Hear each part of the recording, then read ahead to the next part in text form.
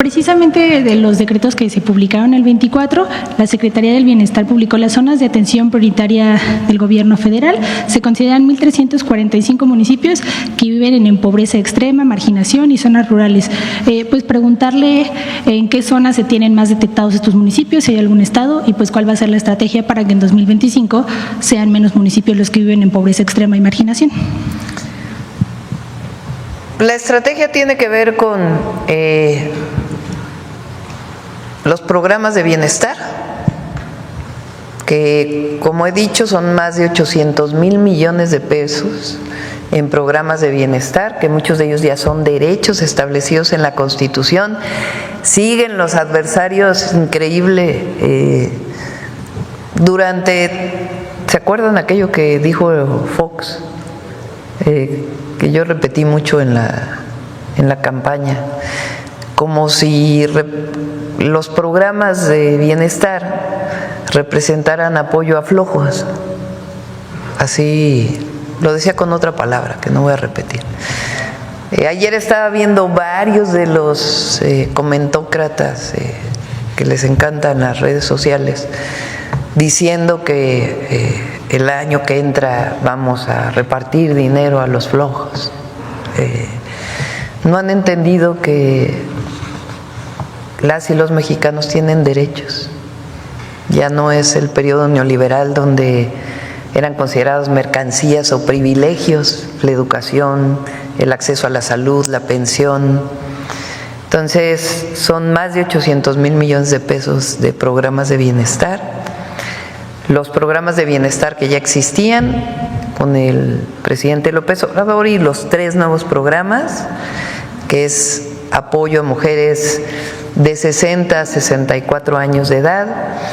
En las poblaciones indígenas es 60 a 64 y en el resto de las poblaciones es 63 y 64 para las mujeres y después vamos a ir a 60, 61 y 62. El segundo es la beca universal para todos los niños y niñas. Iniciamos con secundaria, con la beca Rita Cetina. Y el tercero es salud casa por casa, que inicia en febrero. Ya se está convocando y contratando a los trabajadores y las trabajadoras de la salud que van a trabajar en este programa. Entonces, ese es lo primero. Lo segundo, aumentar el salario mínimo. El próximo año el aumento al salario mínimo es del 12%. Seguimos incrementando y el objetivo es que cuando termine el sexenio, con un salario mínimo se puedan adquirir 2.5 canastas básicas. Ahora estamos por debajo de 2, en cerca de 1.7 canastas básicas. La idea es que podamos terminar con 2.5 canastas básicas. Esos 2 elementos fueron centrales para la disminución de más de 9 millones de personas o para que 9 millones de personas salieran de la pobreza en el sexenio anterior. Y estamos seguros que estos programas van a sacar todavía a más personas de la pobreza.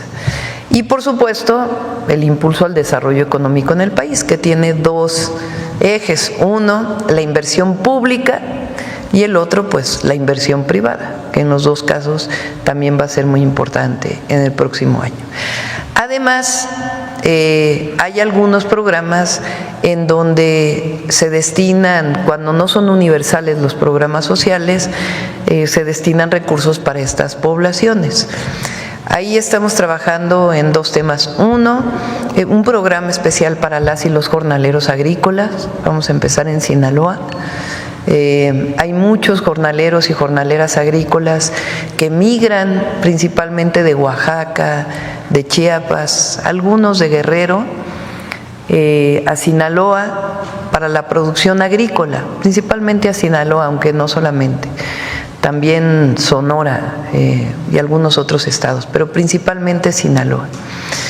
Ahora se viven mejores condiciones que lo que era en el pasado, pero de todas maneras hay mucho que avanzar en vivienda, en educación para los niños y para las niñas, en apoyo particularmente a las mujeres. Migra toda la familia por 5 o 6 meses para la producción agrícola y luego regresan a sus poblaciones. Ahí tenemos un programa especial que ya lo vamos a informar.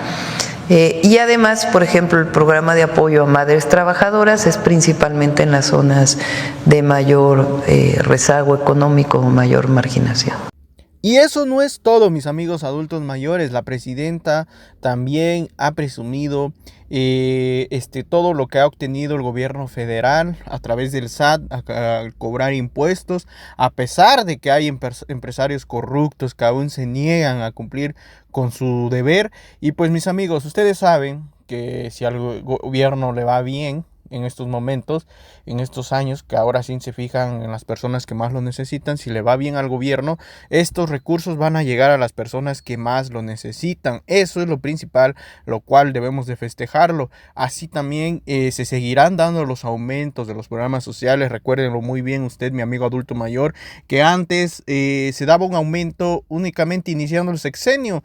Cambiaban, ahora te daban 50 pesos más de lo que te daban o 100 pesos más y de ahí se olvidaban, era lo único que se daba. Ahora es muy diferente, lo inició el presidente Andrés Manuel López Obrador dando grandes incrementos a estos programas sociales, llegando ahora, por ejemplo, la del adulto mayor, 6,000 pesos. Usted me imagino que ni siquiera se imaginaba que en algún momento iba a llegar a cobrar 6,000 pesos de un programa social y ahora todo es muy diferente. Se viene otro incremento, nada más que todavía no va a ser muy elevado. Recuerde que el presidente Andrés Manuel López Obrador, cuando inició su sexenio, no elevó no inició elevando los programas sociales del 25%, era un poquito menos. Asimismo va a iniciar la presidenta. Esperemos que le vaya bien en este inicio, que va iniciando su sexenio. Recordemos, apenas va para 3 meses, 4 meses y todas las cosas van bien. Así que el presidente, ella lo reconoce, le reconoce al presidente Andrés Manuel López Obrador que hizo un gran papel y que los incrementos se van a seguir dando, nada más que se van a seguir analizando, amigos adultos mayores, para que ustedes vean. Estamos a muy pocos días de saber, ya en estos días que inicie el lunes a lo mejor nos van a dar a conocer cuánto va a estar cobrando usted para el próximo año y también el calendario de pago. Mire nada más lo que presume la presidenta, pónganle mucha atención, la verdad a mí me da mucho gusto que le esté yendo demasiado bien a la presidenta, ponga atención. A ver, pon los ingresos.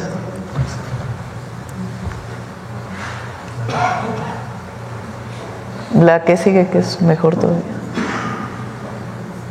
Fíjense, ¿cuánto implicaría subir a ver, déjale el ISR, regrésale donde está separado. Fíjense, 5% en términos reales incrementó el ingreso. Son 445,284 millones de pesos más de ingresos. Es como 1.5 del PIB de ingresos adicionales del 23 al 24, sin aumentar impuestos. Es decir, el trabajo del SAT lo que ha hecho es cobrar impuestos de manera adecuada, no permitir los privilegios del pasado y al mismo tiempo fortalecer al SAT para seguir incrementando los ingresos tributarios, y los no tributarios fue por la decisión en su momento del presidente López Obrador de bajar el porcentaje de impuestos o de derechos que paga Pemex. Esa fue la parte, pero aún así los no tributarios están cumpliendo con la ley de ingresos que se presentó para el 2024, y los tributarios también, porque quedan una semana que estamos seguros que se va a cumplir con la meta. Esto es parte de la esencia de la Cuarta Transformación.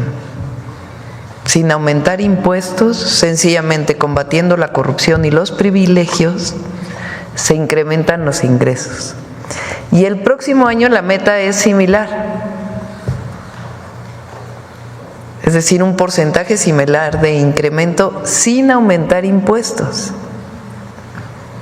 y manteniendo el derecho de Pemex como nuevo derecho. ¿Se acuerdan que lo planteamos?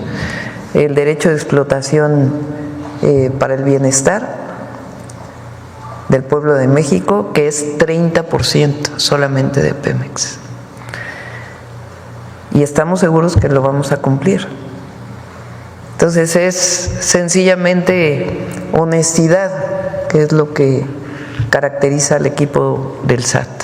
Eso es muy importante porque en ningún otro país se plantea la esencia de combatir la corrupción y los privilegios para tener más ingresos para el erario. Eso es algo que solamente se plantea en nuestro país. Y esta idea de que hay que hacer una reforma fiscal y hay que hacer una reforma fiscal, todavía hay oportunidad de incrementar los ingresos. Y además, todos los mexicanos y mexicanas deben pagar impuestos. Y mientras más ingresos, pues el porcentaje es mayor. Sencillamente, esto permite la distribución de la riqueza y del ingreso. Esa es la gran diferencia entre el pasado neoliberal, que condonaba todos los impuestos, se prohíbe la condonación, se cobran bien los impuestos, no hay corrupción y hay los ingresos que representó el 2024. Al cierre, el 30, vamos a presentar los indicadores económicos del país cerrando 2024, pero pues es un muy buen número que refleja pues lo que es la transformación del país. Y Mexicana, vienen 5 aviones el próximo año, 2025, llegan 5 aviones más de 20 que se adquirieron, aviones Embraer de Brasil, se adquirieron para Mexicana de Aviación. Ya conocen la historia de Mexicana, prácticamente la quebraron después de la privatización, se abandonó a las y los trabajadores. Con el presidente López Obrador se llegó a un acuerdo con ellos, se sigue cumpliendo ese acuerdo y se recupera la línea de aviación del pueblo de México. Pues son 2 buenas noticias. A ver, ahora sí, adelante. Gracias, Presidenta. Sandra Aguilera, de Grupo Larsa Comunicaciones. Presidenta, ¿y cómo va el tema del pago de impuestos del señor Ricardo Salinas? O sea, ¿ya los pagó? ¿Cómo va? Porque pues tenía por ahí una deuda muy grande y se habían parado. Entonces quería preguntarle acerca del tema. Sigue en tribunales. Esperemos a ver si antes de que termine el periodo de los actuales representantes o ministros de la Corte, pues pueda resolverse. No voy a entrar en polémica con este empresario, por varias razones. Él tiene que pagar impuestos, como cualquier mexicano y mexicana. Es lo que dice la ley, porque muchas veces hablan de Estado de Derecho, pero a la hora que le corresponde a una u otra persona cumplir con la ley, pues no, esa no se aplica para quien pide Estado de Derecho. Entonces ese caso está en tribunales y tiene que resolverse. Los impuestos son una manera de redistribución. ¿Cómo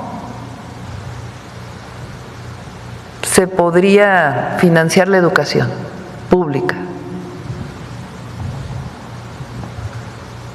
¿Cómo se financia el acceso a la salud pública?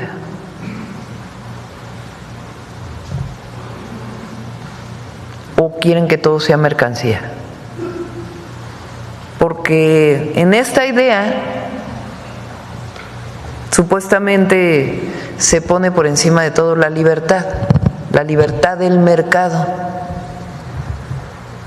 Nada más que la libertad del mercado no es lo mismo para quien gane el salario mínimo que para el que tiene una enorme riqueza. Y es la idea de que el pobre es pobre porque no trabaja. Díganle eso a un campesino en México. O porque no tiene la posibilidad o la destreza para ser empresario. No.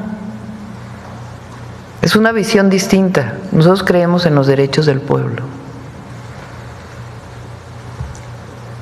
Y eso viene desde los sentimientos de la nación. Que tenga acceso a la educación el peón y el hacendado, el mismo derecho.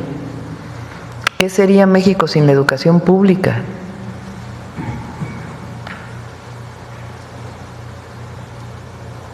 Entonces es una visión distinta. Entonces, qué bueno que haya visiones distintas, para eso hay democracia y para eso hay libertades para poder expresar esta visión. Pero los impuestos que son progresivos de acuerdo con la Constitución, pues hay que pagarlos.